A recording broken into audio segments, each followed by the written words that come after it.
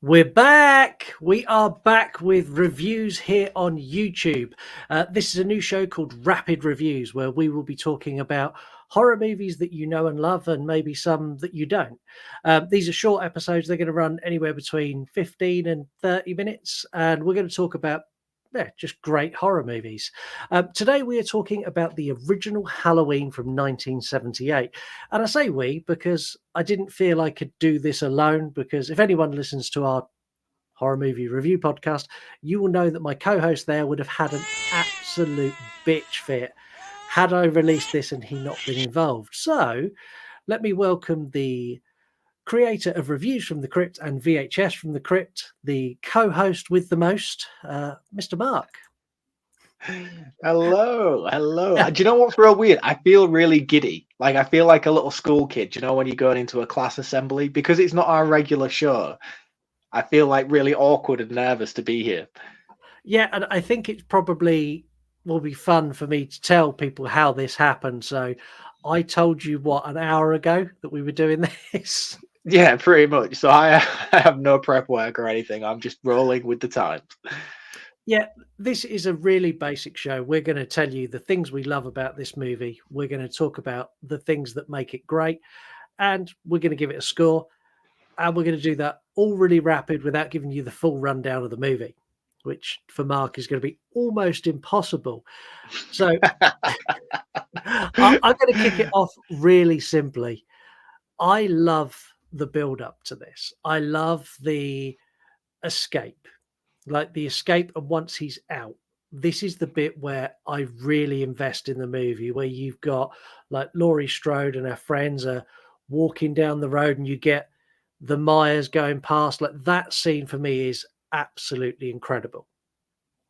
Yeah, I completely agree. I think this movie, for all intents and purposes, does a fantastic job of pacing the story. It's not the stereotypical style slasher where it's a teens and it's just kill and guts. It's very pace driven and it does that by building the tension throughout and you're always on the edge of your seat regardless of whether anything happens or whether it's just a knock of an fence post in a garden. It's funny you should say that is the point where it really draws you in, considering how spectacular the opening to this movie is, where you think you're seeing the POV from an adult killer only for it to be revealed to be a 10-year-old Michael Myers killing his sister on Halloween night. And I think from that opening segment alone, you have to appreciate how cleverly done that is, because it just averts all expectations of what you can expect from this movie going in. You know, it sets you up on the back foot immediately, and I think that's really intelligent way to start your movie out. Yeah, and I love this movie. I don't sing it from the rooftops like you do, but this is the foundation that slashers were built on. It's such a well-crafted movie, and John Carpenter, I don't think this is his best directing, but this is the directing that put him on the map. It was this movie and what he'd done with this movie where he didn't just go all out violence. He paced things that really made him what he is today. It was this that put him in the position to go on and do things like The Thing and Escape from LA or Escape from New York or whatever it's called. Like, all of those things would never have happened had this bombed. No, And no, and as much as I love these movies and I love the original Halloween movie, if you want to focus slightly upon the director, John Carpenter himself, and this pains me to say this, being such a massive Halloween fan, he's not the best director in the world. He does a fantastic job in Halloween, and his best work and the pinnacle of his career is The Thing. He has not yeah, done anything better since these two movies, and he's just bumbled away on the tailcoats of what he achieved in the early days of his career. And that's horrible for me to say because I love Halloween and I love The Thing, and I do take enjoyment from some of the movies that he has done in the few which came out after these. But nothing he has ever done in his career has surpassed the craftsmanship and the care to detail that he put into The Thing and the original Halloween movie. And yeah, this I first agree. movie showcases that. And And I think the thing is as well, it's one of those things where he even openly says it himself. His passion is music. It's not filmmaking. And Yeah, what a score! Like the score, right? yeah, and I think when you take away what he did here, and then the bringing him back for David Gordon Green's trilogy and letting him literally say, right, this is your wheelhouse. We know you love this. Take what you did in 1978, but make it better. And I think he fucking delivered on that, because the scores to that original, not original, the latest 2018 Halloween trilogy even surpasses, in my opinion, what he did in 1978. Yeah, I completely agree. Fun fact: Robert England worked on this movie long before he was Freddy Krueger. He was one Yes. of the extras who was chucking leaves out onto all of the lawns, because they had to order leaves in, and they had to order pumpkins in because they filmed this in the summer, which Which is is such a insane. bizarre thing to do, is it not? Considering Yeah, this is a well, Halloween movie that takes place in the fall, this was filmed in the peak of summer when the trees are at their greenest. That they had to actually, and the thing is as well, you couldn't get like brown leaves. You couldn't just go out and buy brown leaves. So they had to paint. Excuse me. They had to paint the leaves. So they had like multiple staff members, Robert England being one of them, painting leaves and then scattering them around set to try and dress it to look like it was autumnal. yeah, and the thing is, like, they don't the leaves and stuff aren't a big thing until they are. And I know that sounds really stupid, but like when you've got the shot of Myers when he pops out from behind the bush, Yeah. like the leaves there are like scattered down on the floor around him. Like take those leaves away, and he just looks like a weirdo on a street in the middle of the summer. Yeah, because the hedge that he's jumping out of is the greenest of green hedges. Yeah. What's your favourite scene in this? My favorite scene. Oh, that's a really, really difficult. I think for me, my favorite scene is probably Bob's death, where he gets pinned to the wall. I think that there's multiple reasons why that's my favorite of the, mainly because this is the first time that we see the emotionless Myers actually showing some emotion. I said emotion quite Yeah, a lot then. that's with It's the first the time head the head the head tilt and tilt. the focusing and watching him take his last breath. You can see it's almost like a study for him, watching how this process happens. And I think the simplicity of the kill itself and the performance from Nick Castle showcases so much with so little. And I think that's really hard to do. And the fact that it does execute it as well as it does in this scene is fantastic. But not only that, I think one thing that I really love about this movie is the cinematography from Dean Cundey. He has this love for something that was very synonymous with this era of filmmaking. It's that nighttime glare that you get that you never get in films anymore, where it's really, really indigo blue in Yeah, your face nighttime stuff. And Dean Cundey he's like, that's his thing. He's a cinematographer on The Thing as well. He does it quite a lot there, but his blue in your face stuff, and you get that from the backdrops of the window behind Myers and yeah, Bob throughout this kill scene. And as much as I love this movie, and as much as there is so many iconic scenes, I think you get more from this 10-second kill sequence than you do from anything else in this entire film. There's so much to dissect here and appreciate than some of the more iconic scenes that people do tend to go for, such as when Myers sits up from the floor after Laurie thinks he's dead, or Loomis shoots him out the window and then looks and he's gone. The hedge scene, even the Tommy Doyle in the playground scene where he actually runs into Myers. There is a lot of stuff to appreciate and hone in on, but I think this one is the one for me that kind of brings out more than any other. How yeah. about you? Where do you tend to go with this? Mine is the when he attacks Laurie and Laurie goes and hides, like the breaking through of that wardrobe. But Like yeah, the I closet love scene. this. Yeah, the closet scene's amazing. I love the fact that he breaks through and he's so brutal. I can't help but chuckle every time she does it. She picks up a coat hanger to defend herself. Like he's just pinned someone to a wall, clean off the floor with a knife. He's carrying a massive butcher's knife. He's broken through a door and she's wiggling like a 1970s most flimsy metal coat hanger at him, like he's even going to be slightly bothered. But I like this because when Nick Castle bursts in, like he hits the light with his head, like I don't know if that was intentional, but it adds to it because he's clumsy. I don't think it would have been. Yeah, I don't think it would have been staged in that way. I think because of the sort of budget and the indiness of the project, it will have just been a case of, right, she's in this closet, just burst through and we'll film it. Yeah, and I like that. And I would like Laurie Strode is a great character. Let's talk about Laurie Strode for a minute, because everybody seems to focus in on the fact that she's one of the greatest final girls of all time. Something I hate to argue with because I do love this movie so much, but she is a terrible final girl in the first two movies. It's not till Halloween H2O where she really becomes herself badass. Yeah, you're a final girl kind of thing. Yeah, I like her character in this because she is so vulnerable. I like her in this because she is not a final girl. She's not equipped to deal with what she's up against. And it's through more luck than judgment that she comes out of this the other side. And I like that. And Jamie Lee Curtis gets a lot of stick for being the woman who doesn't watch horror. She's not a big fan of the franchise, and people give her stick for that. And that really bugs me because at the end of the day, she's an actress and she's paid. Yeah, she's paid to play a part. It's like you're a chippy. If you're paid to fit a door and someone asks you in 30 years' time, do you remember that door you fitted? Is it the best door you've ever fitted? You'd be like, it's a door. It's the same as all the other doors I've fitted.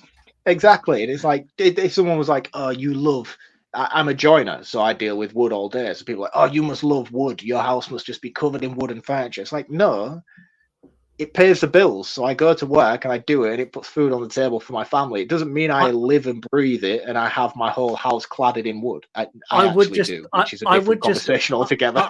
I would just like to point out the wall behind you that has all of your amazing horror posters on it is clad with wood. My house is actually clad with wood. I recently just cladded the entire thing because I do love wood, which is okay. It's kind of defeating the purpose of my argument.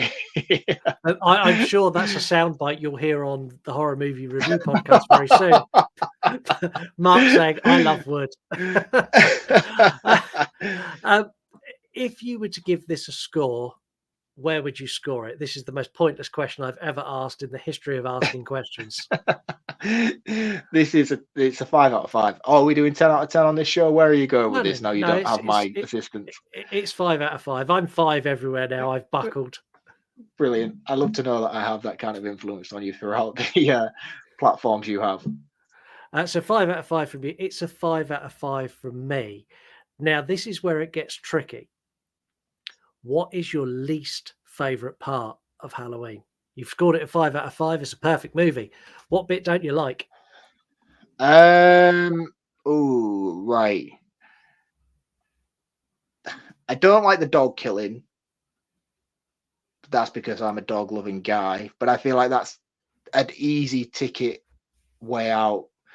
That really is the easy way out. It is. And I feel like that's sort of like what most people would go for. So I'm going to choose not to, but I will say that that's one scene that I don't enjoy watching the movie for, even though I know it's just a film and it's all just for sure. This is really, really hard because I do love this movie and there is a hell of a lot about it that's fantastic. But I think if I was to criticize anything, I think it would probably be Annie's death. And I think the actress who plays Annie, as she's being strangled in the car by Myers, the noises she makes it's not fantastic in terms of sort of authenticness to the situation. It feels a bit acted in terms of how cool everything else is around it. And that's really, really pushing me to pinpoint something in what I consider to be a perfect movie. Yeah, which I've done on purpose. And I'm going to do one as well. My nitpick in this is the sheriff. I find Brackett's great. Brackett is like drives me up the wall. Like his iconic line of like, it's Halloween. Everyone's entitled to one good scare. Every time he says it, I'm like, shut the fuck up. Like I just dislike his character a lot. But that is not just an iconic line from this movie. That has gone on to be like a most iconic line across horror. It's used everywhere now. Even the Scream franchise has then honed in on it and used it. Oh yeah, it's an iconic line. I just don't like his delivery. I will give you your dues though. When he repeats it in Halloween Kills, it's almost the cringiest thing I've ever heard in my life. That's not the same actor though, is it? It is the same actor. Is the it exact really? same actor. It is, Wow, yeah. It's the same actor who came back to reprise his role for it. He let himself go. Well, he's like 90 by the time he came back to do Kills, I'll be honest. Yeah. Let's talk about Myers. I know you're a Freddy guy, and I know that's sort of where you lie in terms of horror icons. Yeah. If you were to distance yourself from all the sequels that follow this, how do you find Myers as a true antagonist in the original Halloween movie? I'm not a big fan of silent killers. And if you're going to be a silent killer, you need to have some personality. For example, Jason Voorhees, he's a silent killer, but he is the most creative killer going. Like that man can he's Jason Bourne of the horror icons. That man can kill you with a pen. Whereas he could, but he doesn't have a personality. At least Myers does have somewhat of a personality, like I've said with the Bob killing. Like Jason's just a robot. Yeah, Myers has a personality. Myers is very. I think my issue with Myers is he's not explained, and I know that's the point of him. He is the shape. He's even credited as the shape in this movie. But that's where my issues lie with him, because he is the shape, and because I don't fully understand his motivations. I find myself frustrated with him. He's a really great killer. He's really intimidating. He's really scary. But I want to understand why he's really scary. Like, I understand why Jason's scary, because you can't put him down. I understand why Freddy's scary, because he tells you. But with Myers, I know he's scary, but I don't understand why he's scary. He's just a big, ominous dude who doesn't say anything. Is that not more scary? Kind of. More scary, but more frustrating. I mean, he is, without a doubt, an icon. I do think sometimes he's held in too higher esteem. I would agree with that. I do think, and I think that all stems from how great this original movie is. And I'm going to say this as a diehard Halloween fan now. Like, I love this movie unconditionally, and I love the sequels that follow it for their own personal reasons to why I like those movies that come after it. But none of them have any sort of impact the same way that this first movie did at all. And considering how subpar the rest of the sequels are that follow this, I do agree that he is, in terms of his iconicness, somewhat overrated in terms of what he has to back that up, because all he really has to back that up is this first movie. I'm saying a lot of things tonight on this episode that makes people think this guy hates Halloween, and I'm not. I'm really not. I'm just trying to establish that you're right, that he is kind of oversold in terms of his. Even for simplicity's sake, let's take the Texas Chainsaw Massacre franchise. Like, that guy's got 4 movies, but he is an impact in all of the 4 movies, regardless of the quality. Halloween, on the other hand, there is like 14 movies, 13 movies by the time where we are now. There's maybe like 4 of those where he is actually a threat and a concern in terms of his impact as a slasher killer. Where are you with favourite character? You can't have Myers. No, Dr. Loomis, undoubtedly. He's what Donald Pleasance does within this movie is fucking phenomenal, and the fact that he was pissed most of the time he was on set is even better. Stuff where he does, he was like just drunk all the time. I think the thing is as well, like, this is a really, really low budget. Donald Pleasance is a really, really big actor, so getting him on, for him, he didn't know how this would define his career, which, let's be honest, it did define his career. He'd done a lot before this, and he was well recognized, especially within the UK, as being a British actor. James Bond and all the rest of it. He was a fantastic James Bond villain. Like, people knew who he was in the UK. He was well established. This was like a really low budget movie. He was the highest paid person on set. But for him, he didn't think this was going to go anywhere. No. He just came up, showed up, got his check, got drunk most of the time, by all accounts, depending on which source you actually believe. And when it did take off like it did, I don't think he necessarily expected it to shape his entire legacy that was left behind after he was gone. Yeah, because this is like Donald. As soon as you say Donald Pleasance, everyone straight away is Dr. Loomis. Like there is but no before one else. that, it was Blumfeld. Is it? Is he Blumfeld in the James Bond movies? But that was it. Before Halloween, that's who he was. That's what it was when you said Donald Pleasance. How many times did he shoot him? 6. Did he actually shoot him 6? Yeah, he shot him 6 times, didn't he? I think he fired the gun 5 times and says 6. I'm sure. I'm going to have to check. I'll have to go back and check that. That's annoying me now, because if that's like a bit of trivia, that is something out there where he actually only shot him. No, because I would know. I would know, being the big Halloween fan, like if he actually only shot him 5 times, there would be a piece of trivia out there saying, well, actually, technically, it was only 5. But I tell you what, that would lead a little bit more into the annoyance that I have with Rob Zombie's Halloween movie, where Malcolm McDowell only shoots him 5 times at the end of that movie. Go and check it. I'm gonna now, because that would make the Halloween Rob Zombie gripe that I had more credible if Donald Pleasance only shoots him 5 times in this first movie. Yeah, I'm sure there's a discrepancy there.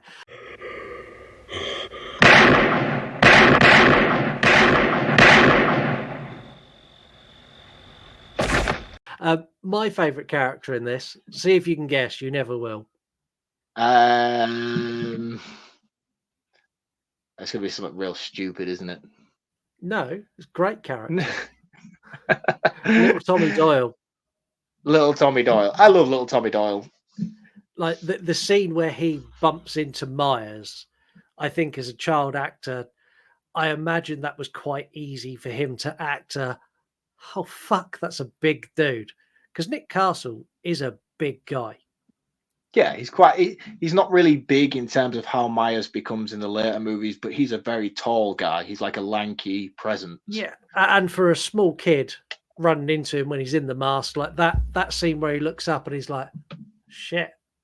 Like that, I love that scene. I love the fact that Tommy Doyle's like the boogeyman. She's like, no, there's no boogeyman. I was like, I'm telling you, there's a boogeyman, and it turns out he's right. Like Tommy Doyle knew from the very beginning, like, we cannot fuck with this guy. We need to end it. Like, let's go. And no one listens to him. Tommy Doyle was the unsung hero of this movie. He's the Ripley of the Halloween franchise. Until he says evil dies tonight. 1,000 times. And then gets entire crowds chanting evil dies tonight. Before killing the Penguin from Gotham. I'm shitting on this franchise so much, and that is not my intention coming on this show. This is like the best outcome I could have possibly hoped for. Like I said, these are rapid reviews, so this is going to wrap this rapid review. It's a 5 out of 5 from me and Mark. Make sure you go and follow Mark. He's Reviews from the Crypt and VHS from the Crypt on Instagram. Make sure you like, make sure you comment, make sure you subscribe, because we are now back on YouTube. You're going to be getting 2 episodes every single week of some description. There's going to be this. There's going to be Voices from the You Run podcast, which you would have already watched if you're here. If you haven't watched that video, go and watch it. There's going to be other rapid reviews with other guests. We've got Heather coming on. We've got Dewey Podmonster coming on. We're going to have some of these on my own. We're going to be doing news. But this channel's the future. Everything's here. But that's it for this one. So stay safe and we will catch you soon. And thank you for being my guest. It's not very often you're a guest anymore. It's not, no. And I feel like we've cut this short. Can we not just talk Halloween for a bit longer? Like, I could do this all night. I know you could, which is why we're cutting it short. They're rapid reviews, not long form reviews. If you want long form reviews though, and you want to hear Mark talk about Halloween for an hour and 58 minutes, you can do that. Go and check out yourunpodcast.com, click on horror movie review, have a scroll through and you'll see Marc's first ever guest appearance on the show, all the way Oh, back no, in no, no, episode no, 2. no. They don't want to go back and to listen to my first ever episode. That was the first ever guest appearance I made when you were doing the show on your own. And I say, in fact, actually go back and do a count of how many times I say 100% in that episode, because it makes me cringe thinking about it right now. It's a lot. It's like it's a lot. Everything you say, I'm just like, yeah, 100%, 100%, yeah, 100%. Thank you very much for watching, and I will catch you all next time.